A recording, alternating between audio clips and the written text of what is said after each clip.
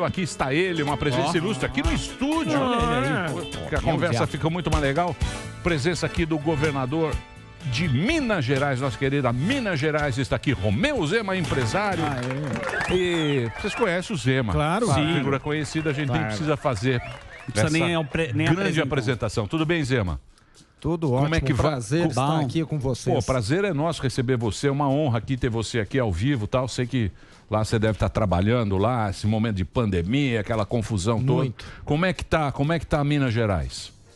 Nós assumimos um estado numa situação terrível. Eu falo que Minas Gerais não estava mal administrada, Minas Gerais estava abandonada. E quando você pega uma instituição abandonada, é muito pior do que mal gerida.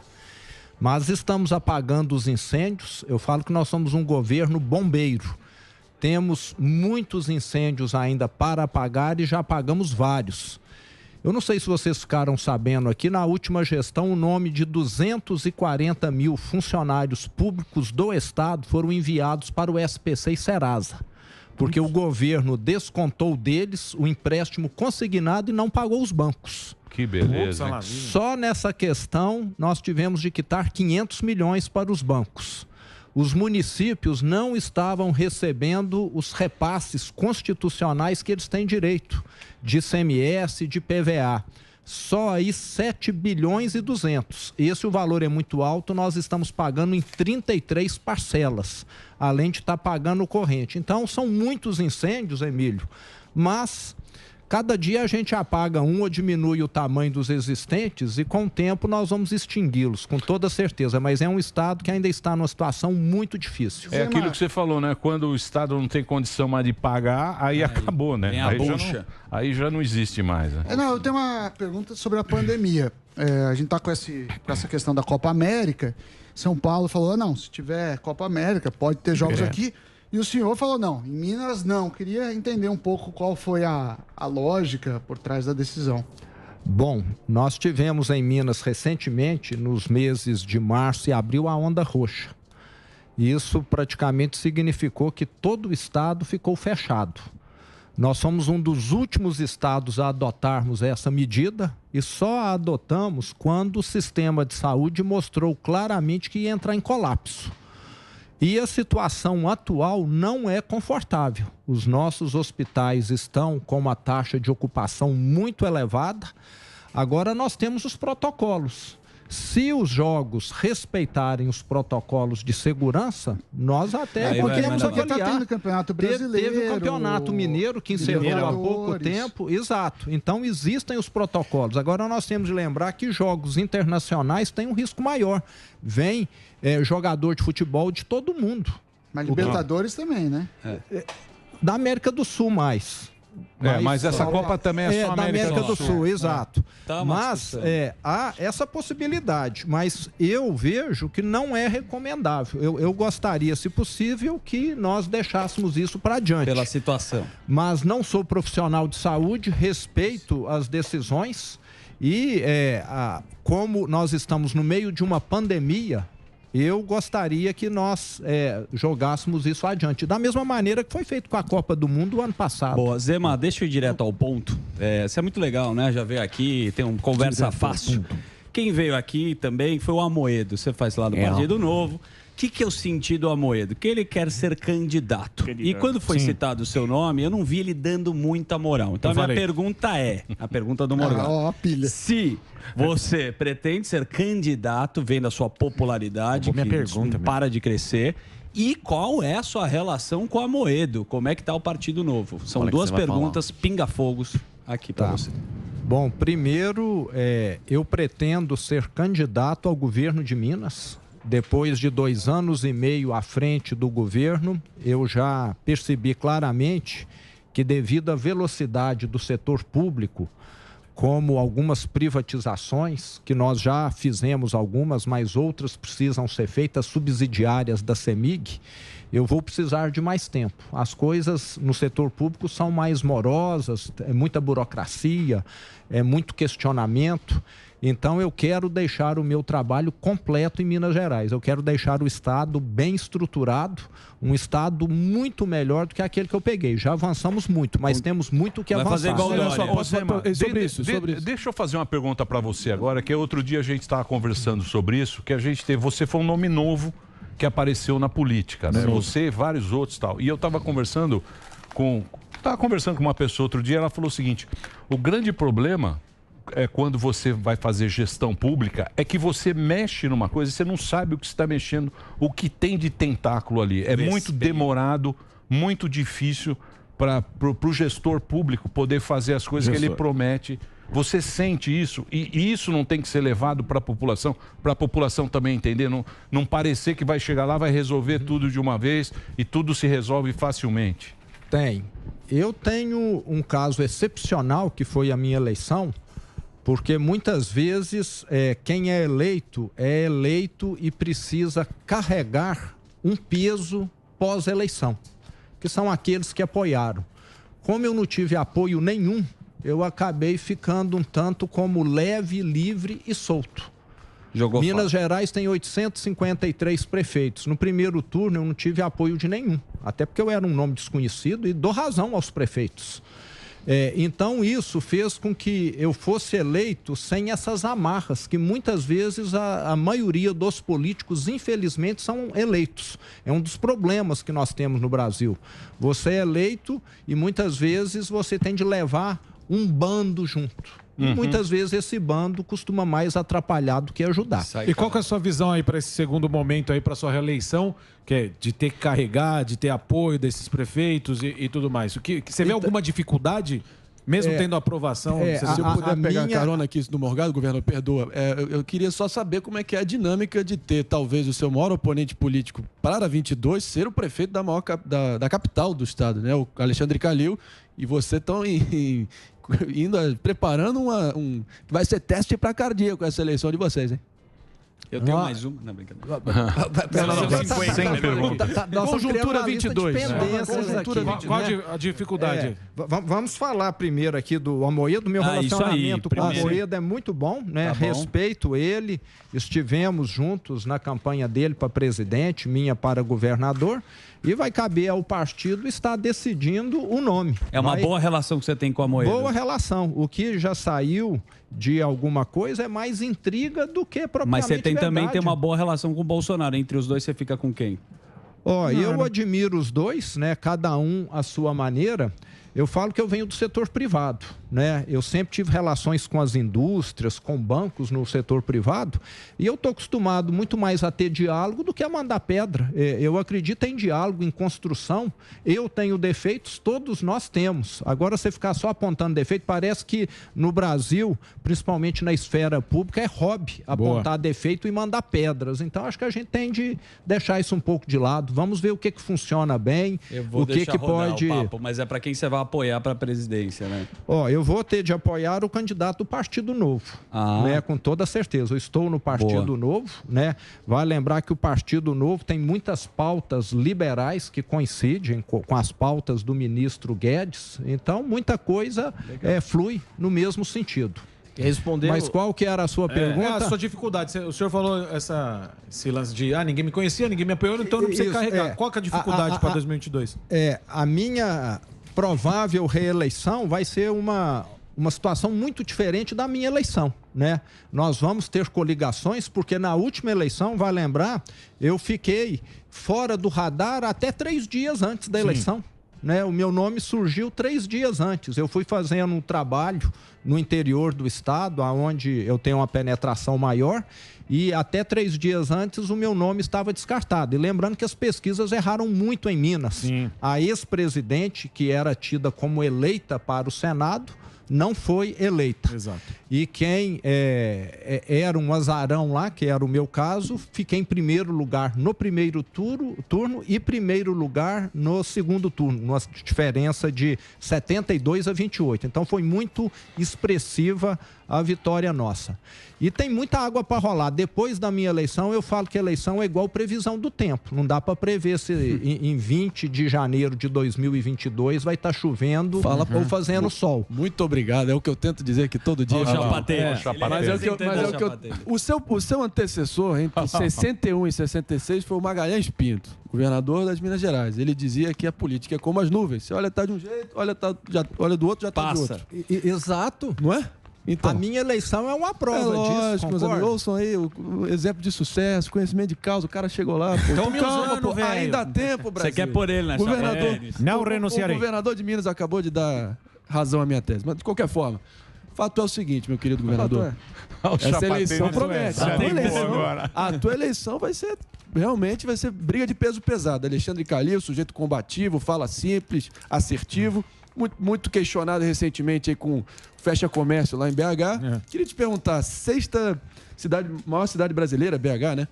Como é que foi essa relação, porra, tão combativa e conturbada, com o prefeito da maior cidade do seu estado e que vai ser seu rival nessa eleição?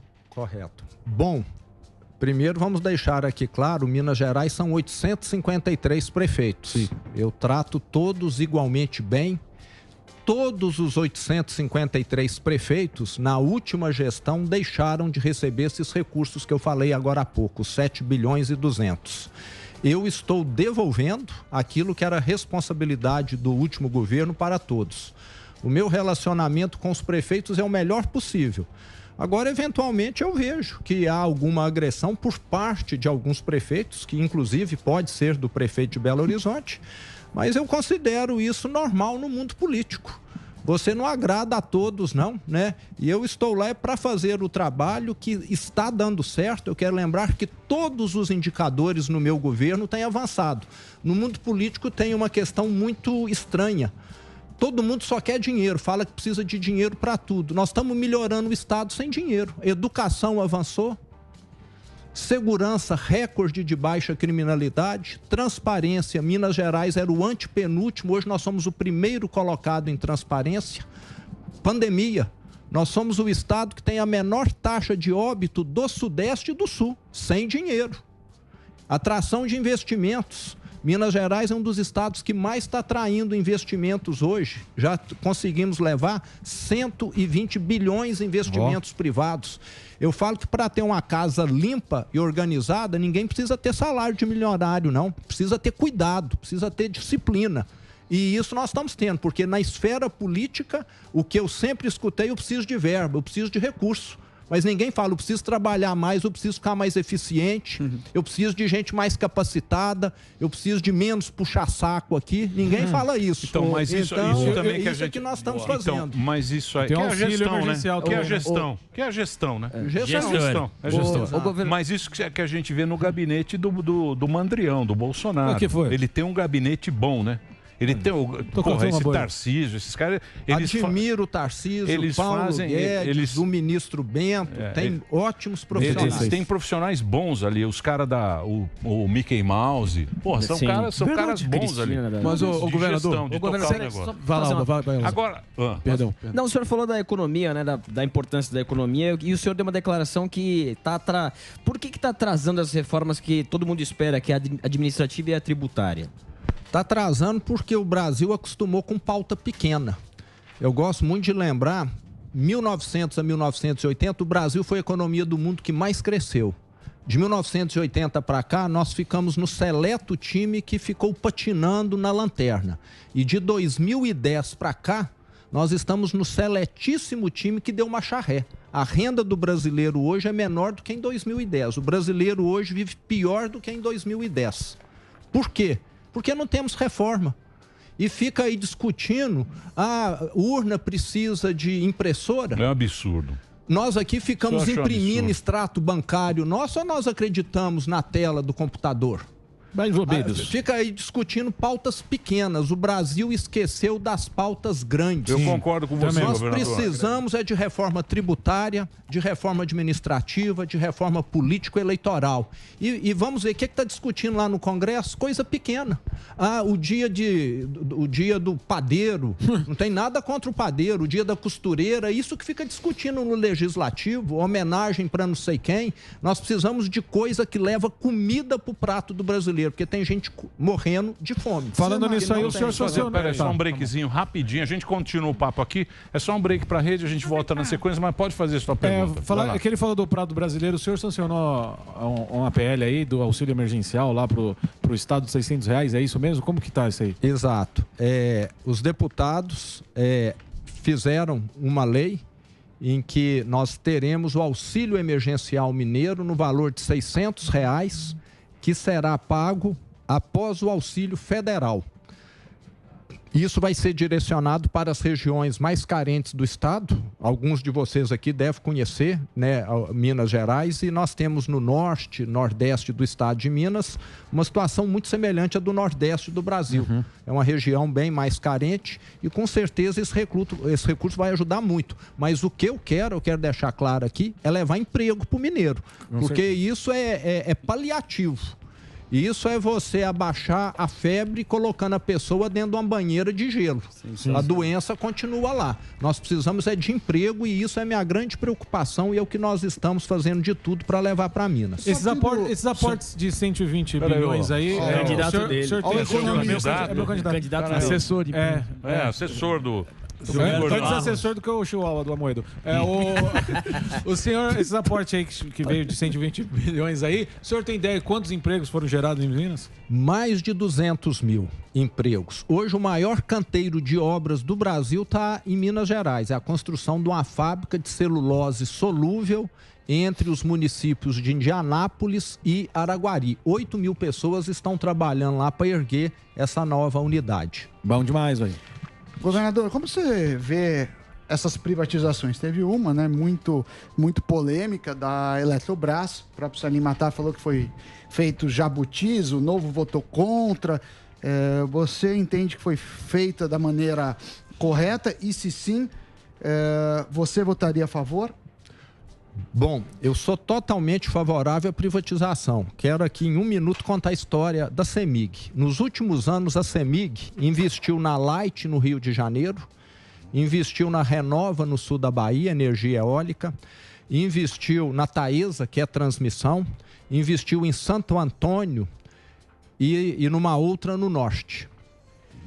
Todas essas participações da CEMIG, investimentos na casa dos bilhões, exceto a Taesa, deram prejuízo. E hoje qualquer um de vocês ande no interior do estado e pergunte como está a CEMIG aqui. Tem prédio que fica pronto de apartamentos, a CEMIG pede 2 anos para poder ligar o prédio. Eu tive com um agricultor em Unai, que é próximo a Brasília, que está com um pivô central, que custa milhões a irrigação, parado há 3 anos porque não tem energia elétrica. Tem empresa que já foi para outro estado porque a CEMIG pediu 4 anos para conectá-la. Então nós temos uma estatal em Minas que investiu em outros estados, não sei por que motivo, deve ser para ganhar apoio político, não sei o quê, e o mineiro ficou totalmente desguarnecido. E o que acontece com Petrobras, nós sabemos, Petrolão... Não é isso? perguntando da Eletrobras. E com a Eletrobras a mesma coisa. Não são empresas que devolvem para o consumidor um serviço adequado. Isso não há dúvida, mas o Novo se posicionou contra. Sim, devido aos jabutis que foram colocados lá. Você acha que foi correto esse posicionamento do Novo? Sim, eu acredito que foi correto. Eu sou favorável à privatização da Eletrobras, sim, mas os jabutis que colocaram lá atrapalha todo o processo, deixa tudo direcionado. Perfeito. Então, nesse caso. Agora eu quero lembrar, sou totalmente favorável a privatizações, porque sabemos que o setor privado conduz a empresa muito melhor do que e o setor público já tem coisa demais para fazer. Nós já temos de olhar segurança, temos de olhar educação, saúde, ainda vamos querer tocar a empresa? Como você sabe muito bem, governador, o norte do seu estado ali é quase que tem um contingente nordestino muito forte, né? Dizem que é como se fosse tem um grupo... Tem pinga boa e queijo bom também. Pinga no bambu. Vocês só gostam de falar mal. Isso é bom demais. Vocês só gostam de falar queijo só vem aqui falar mal. Toma a pinga de lá. Toma, queijinho meia cura. E o queijo. Eu gosto de queijo meia cura. Não trouxe brincando. Os caras são requeijão forte. Meia cura é o melhor. É pobre? Não, requeijão do corte. Eu fazer o seguinte. Pinga de lá é pinga no bambu, irmão. O meu querido, o Igor é de lá. Pinga com mel. Itajubá.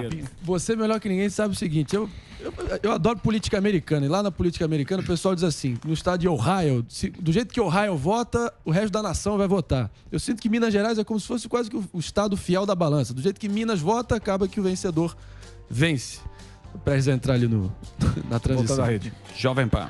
Muito bem, estamos de volta aqui para a rede em todo o Brasil. Estávamos aqui na Panflix. Temos aqui hoje uma presença ilustre. O governador Romeu Zema está batendo um papo com a gente, contando das Minas Gerais, conversando aqui de política nacional, também contando o que tem lá no estado. E o Marinho estava fazendo a pergunta, comparando Minas com Minas Ohio. Gerais com Ohio. Ohio. Vejam Ohio. vocês que comparação besta que esse cara Boa fez. comparação. Ohio que eu parto. Mas o fato é o seguinte, governador, que... Enfim, eu queria te perguntar como é que repercutiu internamente no seu estado o retorno do ex-presidente Lula e se a esquerda está recrudescendo, vamos dizer assim, com potencial de voto em Minas Gerais visando 22.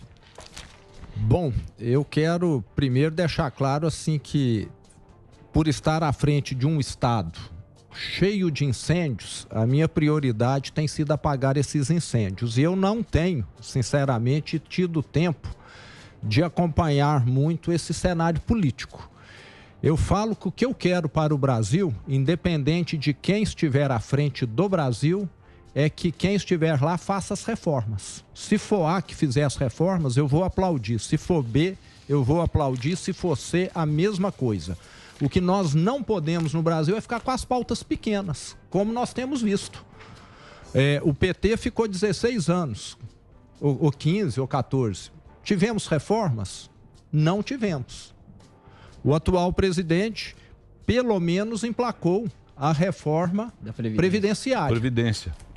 Foi algum avanço já. Então, o que nós precisamos, o que nós temos no Brasil é um arcabouço legal de 70 anos atrás. Eu falo que o Brasil funciona igual um fazendeiro que usa tecnologia de 70 anos atrás. Coitado dele. Mas, ele vai Zema, morrer de fome. Mas, e o que está acontecendo com o Brasil é isso. Mas para o cara fazer um governo reformista é difícil, né? Você mudar privilégio. Você sabe que é complicado. Agora, deixa eu fazer uma pergunta para você. Peito e disposição política de gastar capital. Vai lá. Traz o nome da chapa tênis aí. Não vem personalizar, não. Vai justificar a omissão do atual presidente. Vem com essa conversinha. Ontem as informações dão conta, Você votou lá com a Benedita da Silva, rapazinho. Quem vota com a Benedita da Silva não tem conversa aqui. Como é que é, Morgado? Deixa eu perguntar um negócio pra você, meu querido governador. Pois não. Uma pauta que você está falando de coisa pequena. Por exemplo, o Guedes, ele estava falando que eu achei até interessante. Por exemplo, você está em Minas Gerais, tem 853 municípios. E ele estava falando que é muito município. Por quê? Porque cada lugar tem que ter um prefeito, uma Câmara de Vereadores, tem que ter uma infraestrutura e às vezes a cidade é tão pequena, mas tão pequena que não comporta que poderia ser. Você acha que isso é possível mudar no Brasil ou é impossível essa mudança? Que, a ideia dele é boa, mas ela está mal construída. A pessoa que nasceu numa pequena cidade tem orgulho dela, igual eu tenho da minha. Nós deveríamos não extinguir municípios. Nós deveríamos criar aqui o que a gente sabe que tem lá nos Estados Unidos, que são os condados. Alguma coisa assim. Poderiam ser as comarcas. O município continua existindo, mas passaria a ter uma Câmara Municipal por comarca, com representante de todos os municípios. E quem nasceu lá na cidade pequena tal, continua falando, eu nasci naquela cidade. O que nós não podemos é ir contra essa natureza. As pessoas têm orgulho da terra delas, então eu sou favorável. Nós temos município em Minas como Serra da Saudade, que é um dos menores do Brasil, tem 900 habitantes. Ele tem a mesma quantidade de vereadores, 9, do que um município que tem 15 mil habitantes. Faz sentido você ter a mesma estrutura administrativa para 900 habitantes e para 15 mil? Não faz. É isso que você está falando. Então, nós temos hoje realmente um Estado pesado, um Estado que demanda muito recurso do pagador de impostos e que muitas vezes tira feijão com arroz de quem quer comer melhor. Isso é que acontece no Brasil. E vou dizer uma coisa para você, e Minas é uma potência, né? Minas é como é que chegou a essa situação, né? Minas, para quem não sabe, Minas, você sabe que governo Minas, Pimentel, Anastasia, foi uma sequência horrorosa. Minas, não sei se você sabe, mas o Rio São Francisco nasce em Minas Gerais. Se o governador for lá, se ele for lá e pôr o pé na fonte, o Rio São Francisco acaba. Você sabe que nasce lá em Minas Gerais. Na Serra da Canastra. Na Serra da Canastra. Tem um queijo maravilhoso. Exatamente. Posso puxar trouxe pra nós aí, que lugar bonito que é Minas. Eu sou que lugar bacana, que gente bacana que tem lá, né? Mineiro Minas foi escolhido agora pelo Booking como um dos 10 destinos mais acolhedor do mundo. Mas pode então, realmente, o mineiro trata bem. E a comida boa. Todo em todo. Tirando Itajubá, Tiradentes. Deixa eu puxar a conversa mais pro boteco. Eu sei que você não quer se comprometer, mas você é um cara gente fina, assim, né? Tem um jeito do nerd da Capitinga, todo mundo gosta. Que isso? É um cara legal. Vamos mais pro boteco. Deixa o pai do Odinê. Eu queria que você colocasse a sua visão do cenário político. Vendo aí que os caras ficam falando aí, o Marinho chapa tênis, terceira via, o Ciro agora batendo pra cacete. Você viu a estratégia dele, que ele tá batendo no Lula. Então você que tá no jogo, amigo, você que entende desses caras, o que você tá achando? Se existe a possibilidade dessa terceira via e também uma análise desses candidatos como o Ciro, que também tá tentando entrar no circuito, já que você tá falando que vai ser só governador. Então, nós vamos cair naquela questão que nós comentamos agora mesmo. Você está querendo que eu faça a previsão do tempo para outubro do ano que vem. Atualmente, a gente está vendo os caras estão fazendo campanha. Você não está vendo o Ciro falar, o Lula aparecer? Você está no... Você sabe.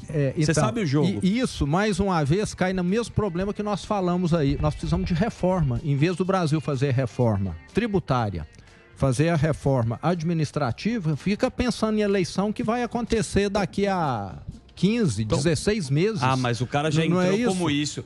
Os caras estão fazendo campanha desde que entrou, sim. Bolsonaro está fazendo campanha, Lula está fazendo... Estão fazendo campanha ou não Dória, todo mundo. Me parece que sim. Não tenho acompanhado muito. Mas eu sou totalmente contrário. O que eu estou fazendo é apagando os incêndios, administrando o Estado. Agora, se eu começar a fazer campanha, eu tenho tantos problemas para poder resolver que eu vou deixar de lado. Eu sou o contrário a esse tipo de movimento com tanta antecedência. Tanto é que a legislação eleitoral fala que tem um período de pré-campanha, de campanha. Na minha opinião, nós deveríamos deixar isso adiante. Ô, governador, você estava falando em pautas desnecessárias. O que você acha da CPI da Covid? Você acha que é um palanque político ou é uma pauta necessária?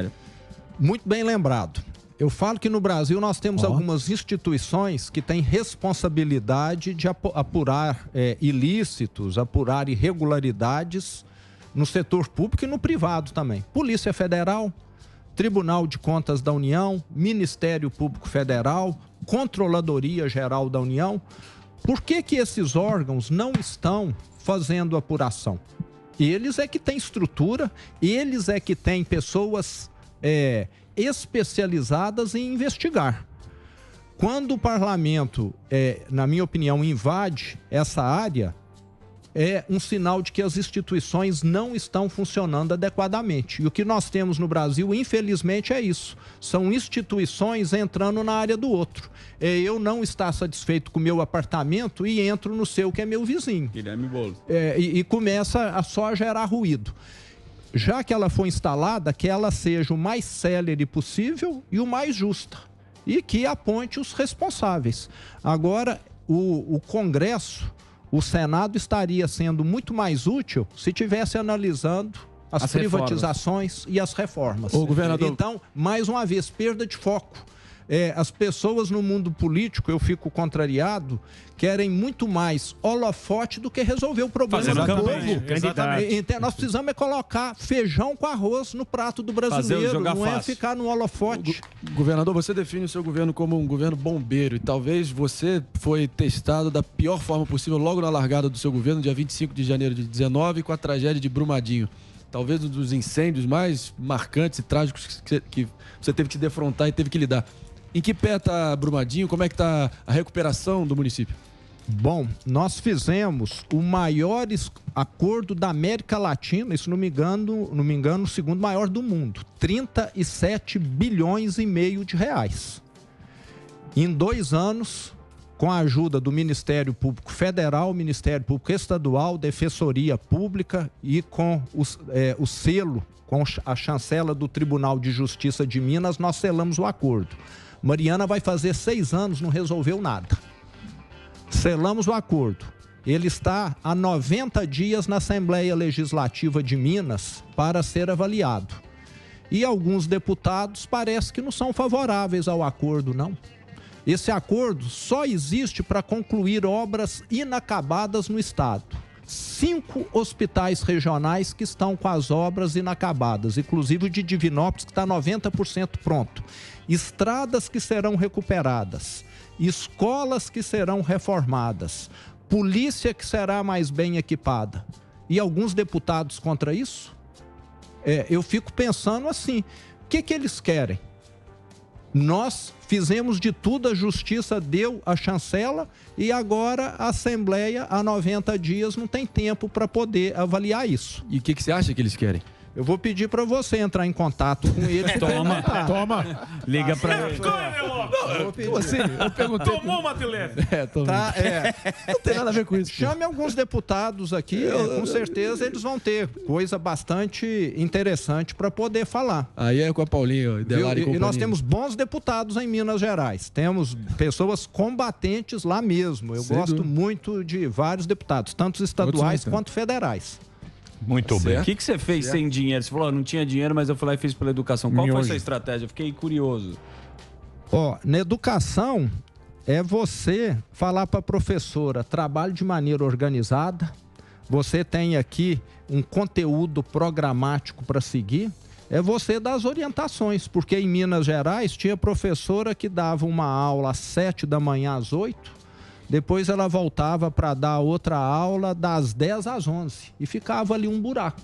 Nós colocamos... Organizou a bagaça. Organizamos, foi organizar, chamamos alunos para voltar para estudar, deixamos claro que aluno precisa ter uma frequência, precisa estar presente, apesar que com a pandemia tudo mudou, mas foi organizar a casa mesmo, porque realmente estava totalmente desleixada, totalmente bagunçada, ninguém prestava conta, cada escola funcionava de uma maneira, havia assim, eu gosto de dar autonomia, mas autonomia com bagunça não dá certo, é autonomia com regra, não é?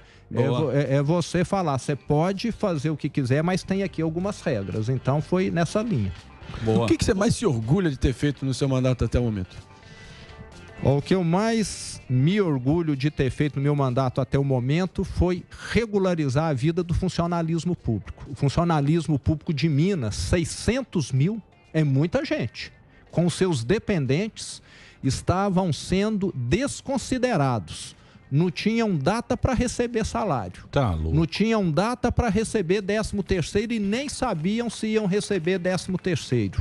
Não tinham plano de saúde, não tinha empréstimo consignado. E também os repassos para as prefeituras. As prefeituras estavam atrasando salário, aí é mais de 1 milhão de pessoas já, porque não recebiam do Estado. Então, foi regularizar, foi dar previsibilidade para o Estado, tanto para as prefeituras, que sabem que hoje podem contar com os recursos, com os repasses, como também para os 600 mil funcionários. Tinha a aposentada que eu encontrei na rua, na campanha, 85 anos de idade, e falava, que dia que eu vou receber meu salário? Pelo amor de Deus, você é candidato, procura saber lá, que hoje já é dia 20, eu não recebi R$1, e eu preciso disso para comprar remédio. Então, um Estado que trata as pessoas dessa maneira é um Estado que não está tendo... funcionário, né? O funcionário, exato. Não tem consideração nenhuma. E esses deputados que hoje me criticam e que estavam lá, não fizeram nada. Eu acho que estavam bem acostumados com essa situação. E talvez até tirando algum proveito. Mas o deles recebia. Você conseguiu fazer alguma reforma dentro do Estado? Fizemos a reforma da Previdência, sim. Ela foi aprovada há mais de um ano e com essa reforma nós ajustamos a Previdência do funcionalismo público de Minas Gerais para a realidade atual. A reforma da Previdência é uma questão muito simples. Hoje nós vivemos mais do que os nossos avós. Consequentemente, nós vamos ter de trabalhar mais, porque senão a conta não fecha. O que serviu para eles, que aposentavam com 50, 55 anos, não serve mais para a minha geração.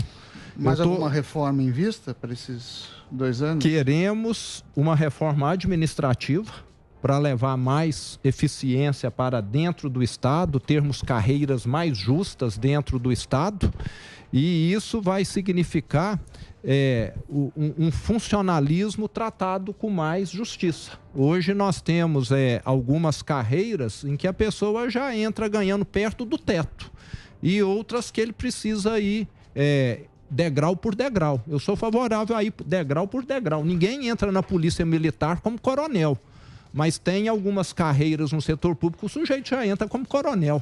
Na polícia militar, para alguém chegar a coronel, precisa de 30 anos, passo a passo. Eu falo que a Polícia Militar de Minas é um exemplo. Todo ano, em média, são 8, 10 casos por mês de demissão que eu assino na Polícia Militar. Não agiu corretamente na Polícia Militar de Minas, está fora. Talvez por isso ela seja uma das mais respeitadas. Eu falo que ela é um exemplo para o setor público de Minas e do Brasil. Porque lá já teve caso de militar ir no supermercado furtar, estava lá para mim assinar depois a demissão dele. Teve caso lá de militar adulterar chapa de número de carro roubado, etc. Demitido. Por que não aplica isso em todo o setor público? Por que só na polícia militar? Dá para ver, governador, que você já está ambientado, já sacou como a banda toca, mas eu queria saber, lá no primeiro momento, você com a mentalidade privada, entrando lá, vendo aquela terra arrasada que você tinha que lidar, a nível pessoal, no foro íntimo aí, qual foi o maior susto que você tomou com a forma com que a engrenagem pública funciona? Que susto? O maior susto que eu tomei é com a maneira como o governador de Minas era tratado. Eu acho que ele podia chamar faraó de Minas ou imperador de Minas, né? Porque você morar num palácio com 32 empregadas. Nossa Senhora. Eu estou falando empregada dentro da casa só, sem considerar a segurança, etc. 7 aeronaves à disposição. Hoje eu não moro em palácio, eu moro na minha casa. Uma barraca. Eu tenho uma diarista que vai lá 2 vezes por semana e que me atende bem, que eu pago. Não tenho nenhuma aeronave exclusiva, porque nós vendemos ou transferimos para o Comando Aéreo do Estado as que ficaram. O número de transplantes em Minas, antes da pandemia, mais do que dobrou, porque as aeronaves que antes ficavam à disposição do faraó passaram a transportar órgãos. Aí, ó. Então, isso demonstra, o setor público precisa ser usado para servir o cidadão. Perfeito. Tirar essa papagaiada. Aqui no Brasil, a nossa ideia de Dom João VI, de Dom Pedro I, ainda prevalece aqui em muitas alas da política nossa. Precisa viver com um exército de puxa-saco, vamos dizer assim. É autoridade. Coroné, rapaz. Agora, é uma paróquia difícil, né? O Brasil é uma paróquia difícil, né, governador? O Brasil é um lugar... complicado. Às vezes eu acho que a gente tem um karma de nunca dar certo. Não, você está pessimista. Pode ser um karma que a gente Pode ser. tem. Não. Que seja um lugar que a gente acha que vai dar certo, 2026, mas nunca vai dar certo. Ainda gostei do Zema. A gente tem tá tudo, vendo? não dá certo. Bom pra caramba. Não, mas nós temos que ser otimistas, né? 2026. Eu falo que até 3 anos atrás, eu errei muito na minha vida por não participar da política. Eu vim porque fui convidado e estava num ponto da minha vida com os filhos crescidos, a carreira estabilizada, a empresa estruturada. E eu falei, eu vou contribuir, apesar de saber naquela ocasião que a minha chance era mínima. Mas o brasileiro precisa participar mais. Ele precisa lembrar o seguinte, o meu voto vale muito. Eu não posso votar em branco. Eu não posso anular meu voto. E eu vou votar naquele que menos prometer. Porque quem promete mais não vai entregar nada. Geralmente está mentindo. Tá vendo, Boa. Eu não prometi nada. Marinho falou que vai rolar. E o Marinho? Tá vendo? Você não falou que tem que ouvir ele? Bom, faço campanha pela anulação. Eu voto nesse contexto. Governador, obrigado por você ter dado essa... Obrigado por você ter dado essa moral aqui pra gente. Te adora Minas, tem Jovem Pan lá em Minas. Minha mãe tá lá. Sim, gordão. Nós sabemos já que a sua mãe tá lá. Tem show lá? Tem show. E não, ainda não. Obrigado. Parabéns pelo seu trabalho lá. Obrigado por você ter batido o papo aqui. Tem um monte de fã seu aqui na programação da Jovem Pan. Muito obrigado, tá? Eu é que agradeço. Espero ter a oportunidade de voltar aí em breve com mais notícias boas do que nós estamos fazendo em Minas. É isso aí. E que Deus ilumine o Brasil e o brasileiro também. Boa. Um abraço. Obrigado.